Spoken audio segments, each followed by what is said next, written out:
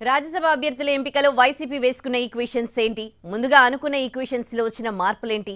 మూడో అభ్యర్థికి పోటీ ఉండడంతోనే వైసీపీ లెక్క మారిందా లేక వేరే అంశాలేమైనా ప్రభావితం చేశాయా? రాజ్యసభ ఎన్నికల నోటిఫికేషన్ విడుదలైంది. ఈ నెల 27వ తేదీన రాజ్యసభ ఎన్నికల పోలింగ్ జరగబోతోంది. ఖాళీ అయిన 3 స్థానాలకు అభ్యర్థుల్ని ప్రకటించేసింది వైసీపీ. వైవి సుబ్బారెడ్డి, మేడా రఘునాథరెడ్డి, గొల్ల బాబురావు పేర్లను ఖరారు చేసింది. మేడా రఘునాథరెడ్డి స్థానంలో చిత్తూరు ఎమ్మెల్యే ఆరణి శ్రీనివాసుల పేరు ముందు వినిపించింది. ఆ తర్వాత వైసీపీ హైకమాండ్ తన వ్యూహాన్ని మార్చి ఆరణి శ్రీనివాసులను తప్పించి మేడా రఘునాథరెడ్డి పేరును తెరపైకి తీసుకొచ్చింది.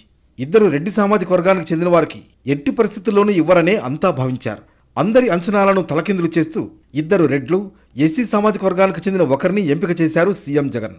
ఇప్పుడు ఈ ఈక్వేషన్ పై వైసీపీ వర్గాల్లోనే కాకుండా ఏపీ రాజకీయ వర్గాల్లో ఆసక్తికర చర్చ జరుగుతోంది. త్వరలో సార్వత్రిక ఎన్నికలు రానుండడంతో ఈ ఈక్వేషన్ తెరమీదకు వచ్చినట్లు వైసీపీ వర్గాల్లో చర్చ జరుగుతోంది.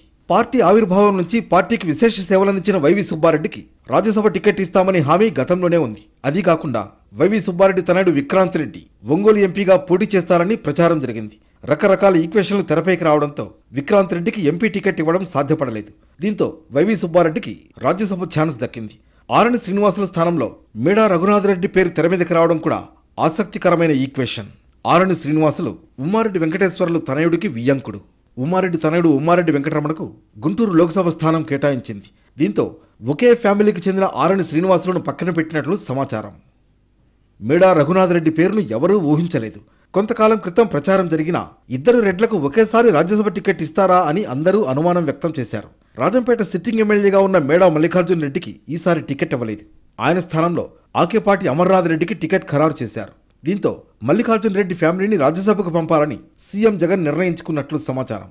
దీంతో మేడా రఘునాథ్ రెడ్డికి అవకాశం దక్కిందనేది ప్రచారం. వైసీపీ నుంచి రాజ్యసభ సభ్యులుగా బీసీ సామాజిక వర్గానికి చెందిన కృష్ణయ్య, బోస్, మోపిదేవి, బీదా మస్తాన్ రావులు ప్రాతినిధ్యం వహిస్తున్నారు.